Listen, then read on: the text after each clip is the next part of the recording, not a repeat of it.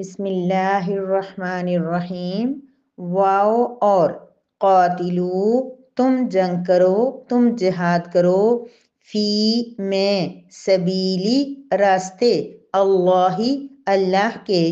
واو اور وعلمو اور تم اچھی طرح جان لو، انا بے شک، اللہ اللہ تعالی، سمیع خوب سننے والا، علیم جاننے والا ہے۔ من کون ہے، ذا ایسا، الذی وہ جو، یقرض قرض دے، اللہ اللہ کو، قرضاً قرض، حسنا اچھا،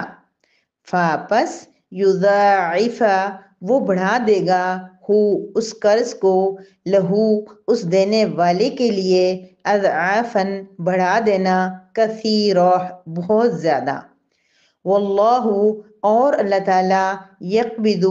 تنگ کرتا ہے، ویبسط اور کشادہ کرتا ہے،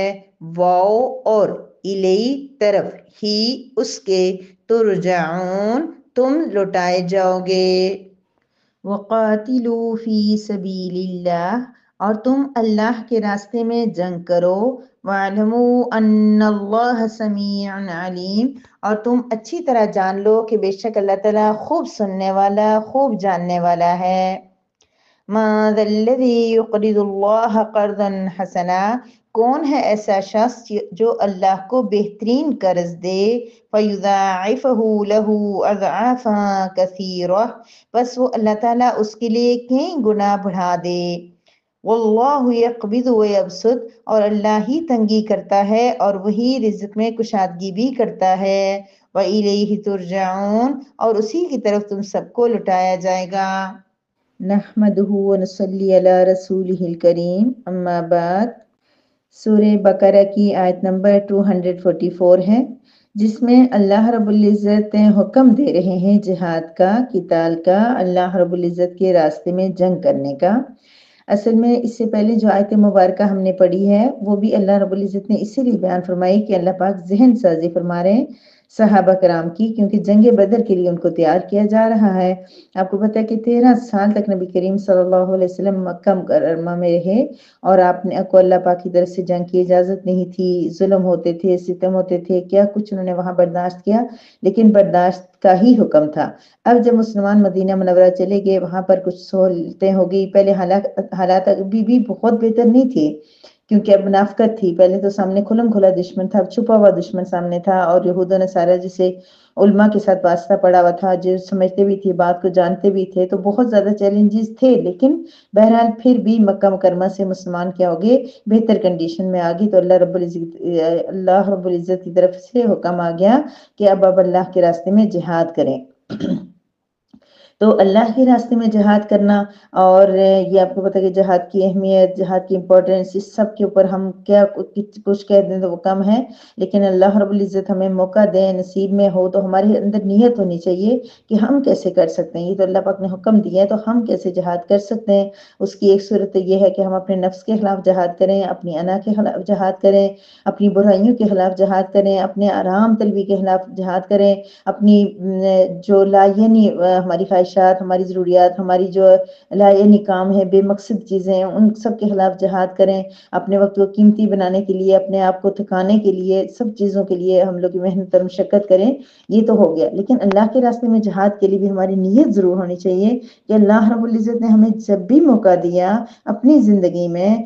جب بھی کبھی ایسے حالات ہوئے، ہم پتہ نہیں ہم اسے سروائیو کر سکیں گے نہیں، ہم برداشت کر سکیں گے نہیں، ہماری ایمان سلامت رہ پائیں گے کہ نہیں، اس لیے ہمیں یہ تو نہیں کہنا چاہیے کہ یا اللہ جنگ ہو اور ہم جہاد کریں اور شہید ہوں، لیکن ایسے کبھی حالات آ جائیں تو ہمارے اندر ایک جذبہ ہونا چاہیے کہ ایسے حالات آ گئے تو ہم خود بھی قربانیاں دیں اور ہمارے بچے بھی قربانیاں دیں گے۔ لیکن اللہ رب العزت سے فی الحال دعا بھی مانگی جا سکتی ہے کہ اللہ رب العزت ہمارے ایمان بہت کمزور ہیں، ہمارے یقین کمزور ہیں، ہمارے اندر اتنا جذبہ نہیں ہے، تو ہمیں آزمائشوں سے محفوظ بھی رکھنا، ہم محفوظ ہونے کی دعا کر سکتے ہیں، اور دنیا میں جہاں جہاد ہو رہا ہے ان کی مدد کی کوئی صورت ہمارے پاس ہو، کوئی سبیل ہو، تو ہم اس اس کو اختیار کر سکتے ہیں، اور سب سے بڑا ہتھیار ہمارے پاس دعا، ہم وہ کر سکتے ہیں ان کے لیے۔ فرمایا تم جان لو کہ اللہ تعالیٰ سننے والا اور جاننے والا ہے، اچھی طرح جان لو، سمجھ لو اس بات کو کہ اللہ سنتا ہے۔ میں ابھی یہاں اکیلی بیٹھ کے بات کر رہی ہوں، اللہ رب العزت مجھ سے سن رہے ہیں۔ ہم لوگ کہیں اکیلے بیٹھ کے دوسروں کے خلاف جب بہت زیادہ منصوبہ بازی کر رہے ہوتے ہیں، منصوبہ سازی کر رہے ہوتے ہیں، باتیں کر رہے ہوتے ہیں، ہم ان کے خلاف بہت زیادہ چیزیں، سب کچھ اللہ سن رہا ہوتا ہے۔ جب ہم اپنے کینہ بوز حسد نکال رہے ہوتے ہیں، اللہ سن رہا ہوتا ہے۔ جب ہم تنہائی میں اللہ رب العزت سے گڑ گڑا کے دعا کرتے ہیں، اللہ سن رہا ہوتا ہے۔ اللہ پاک سنتے ہیں، ہر وقت سنتے ہیں،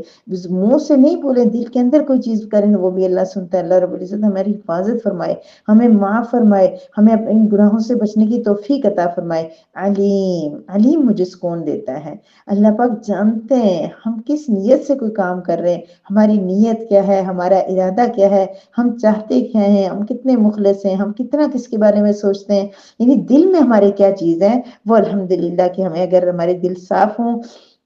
نیتیں صاف ہوں، اور دل سے ہم دوسروں سے محبت کریں، پیار کریں، تو ہمیں یہ خطرہ کم ہو جاتا ہے کون کیا سوچ رہا ہے۔ ہمیں سوچنا چاہیے کہ اللہ رب العزت کیا جانتے ہیں، اللہ پاک کیا سنتے ہیں۔ اللہ رب العزت بہت خوبصورت آیت مبارکہ نازل کرنے کے بعد، جہاد فی سبیل اللہ کے بعد، اب قرض کے بارے میں بات فرما رہے ہیں، اور قرض کون سا؟ جو اللہ کے راستے میں دیا جائے۔ آیت مبارکہ ہے 243، جس میں اللہ رب العزت فرما رہے ہیں کہ ایسا کون شخص ہے جو اللہ کو قرض دے، اللہ کو قرض کی کیا ضرورت۔ اچھا، جب یہ آیت مبارکہ نازل ہوئی تو تین طرح کا رد عمل سامنے آیا۔ ایک تو بالکل جو کفار ہنسی مذاق کرنے لگے، ہو تمہارا خدا غریب ہے، تمہارا رب غریب ہے، اس کو پیسوں کی ضرورت پڑ گئی ہے، اب تم سے قرض مانگنے لگا ہے۔ اور اللہ رب العزت نے اس کے بارے میں فرمایا بھی قرآن کریم میں کہ ان اللہ فقیر ونحن اغنیاء، یعنی کفار ایسا کہتے ہیں۔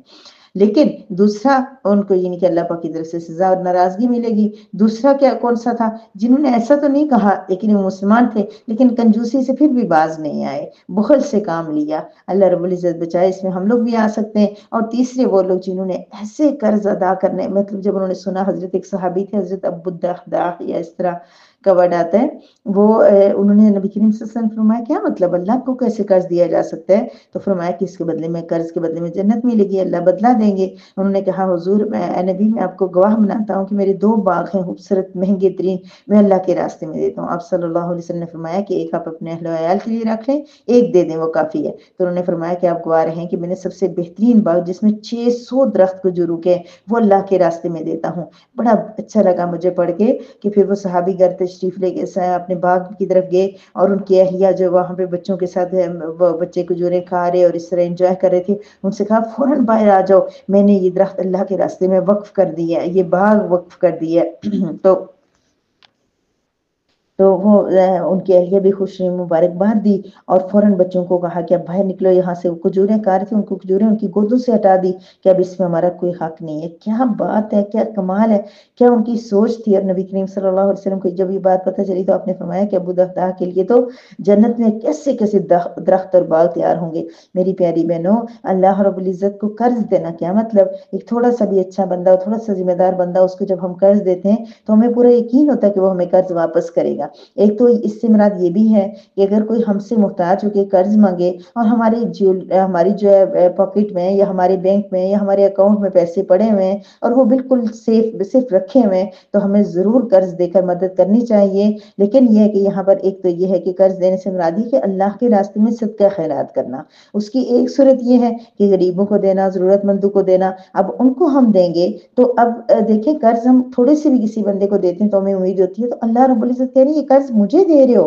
یعنی ہم کسی غریب کے ہاتھ میں صدقے کے 10 روپے رکھتے ہیں تو وہ 10 روپے اللہ کو ہم دے رہے ہیں۔ اچھا، قرض کے بدلے میں ڈبل اگر کر دے وہ دنیا میں تو سود شمار ہوتا ہے، ہمارے لیے تو اللہ پاک نے کہا کسی کو مشکل نہ ہو، اس لیے اللہ رب العزت نے یہ اصول بنا دیا کہ کوئی کسی کو قرض دے تو اتنا ہی واپس لے گا۔ ہاں، وہ اپنی خوشی سے اگر کچھ اور سہولت کوئی اور ریلیف دے رہا ہے، اس کو مشکل ٹائم میں اس نے کام آیا تھا، وہ اس کی دوبارہ کام آ رہا ہے، کچھ وہ الگ بات ہے۔ لیکن طے شدہ قرض 1000 دے کے 1500 لینا، 1000 دے کے 1200 لینا، مقرر کر دینا، شرط لگانا، یہ سود ہے اور سود حرام ہے، اور اس کے پورے قرآن کریم میں بہت زیادہ اس کی وعید آئی ہے۔ تو یہ اللہ پاک نے ہمارے لیے ریلیف رکھا ہے کہ کسی کو قرض دے کے اس کو ڈبل نہ واپس کرنا پڑ جائے، زیادہ نہ واپس کرنا پڑ جائے، کیونکہ جو قرض لیتا ہے وہ تو ضرورت مند ہوتا ہے، وہ تو مشکل سے وہ پورا کرے گا، لیکن اللہ رب العزت نے اپنے بارے میں کہہ دیا کہ مجھے جو قرض دو گے میں سود سمیت لٹاؤں گا، فَيُضَاعِفَهُ لَهُ أَضْعَافًا كَثِيرًا، میں اس سے دگنا کر دوں گا، پہلے فرمایا دگنا کر دوں گا اسے،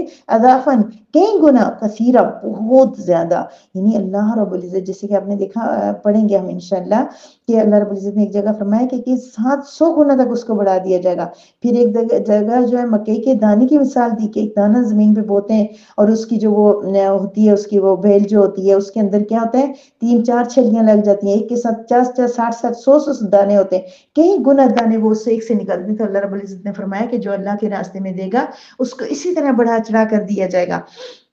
تو یہاں اللہ پاک نے فرمایا کہ جو مجھے قرض دے گا، اللہ کو قرض دے گا، اس کو کئی گنا بڑھا کر دے دیا جائے گا۔ تو میری پیاری بہنوں، اللہ رب العزت فرما رہے ہیں، قرآن کریم کے اندر فرما رہے ہیں، اس لیے کبھی بھی اپنا ہاتھ تنگ نہیں کرنا چاہیے اللہ کے راستے میں دینے میں۔ جہاں موقع ملے، جہاں حالات ضرورت پڑے تو ہمارے پاس اگر کچھ ہے تو ہمیں ضرور دینا چاہیے۔ بہت خوش قسمت لوگ ہیں جو اللہ کے راستے میں قرض دیتے ہیں اور اللہ کے راستے میں خرچ کرتے ہیں، اور اس میں خاص طور پہ چونکہ آیت مبارکہ قاتلوا فی سبیل اللہ کی بات آئی ہے تو جہاد میں خرچ کرنا، اللہ کے راستے میں جنگ کرنے والوں کی مدد کرنا، ان کی سپورٹ کرنا خاص طور پہ یہاں پہ ضروری قرار دی گئی، کیونکہ جہاد ہوگا تو اس کے لیے مال کی ضرورت پڑے گی، اور مجاہدین اللہ کے راستے میں لڑتے رہیں گے تو ان کے لیے بہت ساری چیزیں ضرورت ہوں گی۔ تو اللہ کے راستے میں ایسا قرض دو کہ یہاں قرض حسنہ سے مراد یہ ہے کہ جہاد وغیرہ کے کاموں میں، تعمیری کاموں میں، ایسے کاموں میں خرچ کیا جائے تو یہ اللہ تعالیٰ زیادہ اس پہ خوش ہوتے ہیں۔ کیونکہ اگر ہم کسی بندے کو دیتے ہیں تو کہیں کسی گوشے میں ہمارے ہوتا ہے کہ یہ ہمارے ساتھ خوش ہوگا، یا اس کا اچھا رویہ ہوگا، یا ہماری مصیبت سختی ٹلے گی،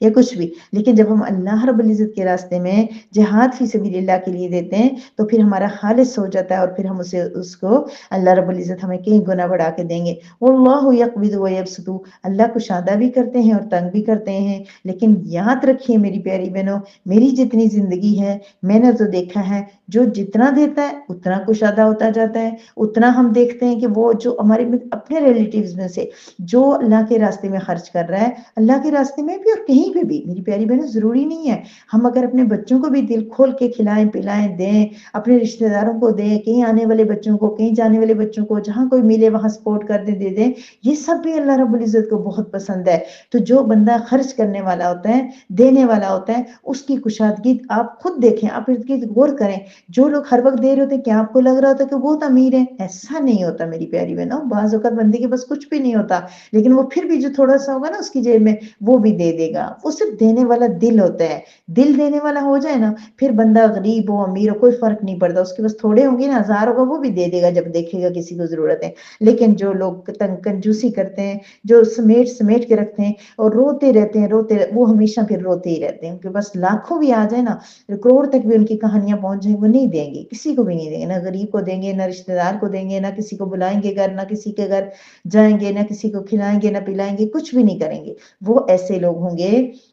اور پھر انہیں کا یکبزو بھی ہو جاتا ہے، ان کا رزق تنگ بھی ہو جاتا ہے، پھر وہ ہر وقت پریشان بھی رہتے ہیں، ہر وقت کہتے ہیں ہمارے پاس کچھ نہیں ہے۔ تو میری پیاری بہنوں، ہمیں اپنے دلوں کو کھلا کرنا ہے، یہ آیت سننے کے بعد ہم نے اس پہ عمل کرنا ہے کہ ہم نے جو کچھ ہمارے پاس ہے، بہت زیادہ نہیں تو تھوڑا سا بھی، میں ہمیشہ کہتی ہوں کہ 1000 میں سے اگر ہم 100 دے دیں گے کیا فرق پڑے گا؟ ہم یہ تو اتنے نیک تو ہم ہو نہیں سکتے کہ ہم سارے کا سارا دے دیں اور اس سے فرق پڑ جائے اور ہماری جو ہے نا وہ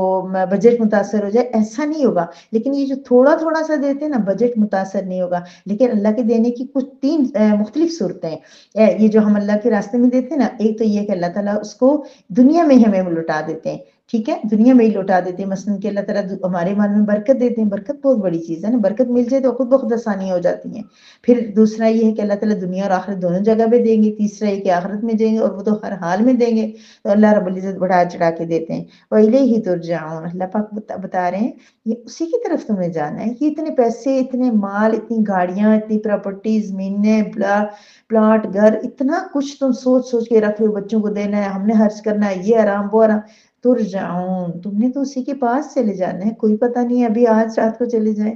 کل چلے جائیں، مہینے بعد، سال بعد، 6 مہینے بعد، ہماری عمر کے بھی گئے، ہم سے چھوٹے بھی گئے، بڑے بھی گئے، پیارے بھی گئے، برے بھی گئے، بیمار بھی گئے، تندرست بھی گئے، تو ہم سب نے جانا ہے، ترجعون، لوٹ کے جانا ہے۔ اس لیے یہ مال جتنا ہم نے دے دیا نا اپنی زندگی میں،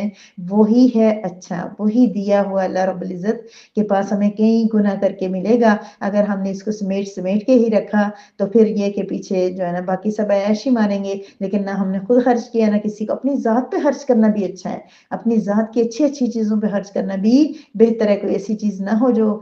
گناہ جاریہ جیسی یا گناہ کے ضمن میں آئے، تو تب بھی اللہ کی طرف سے اجر ملے گا۔ وآخر دعوانا ان الحمد للہ رب العالمین۔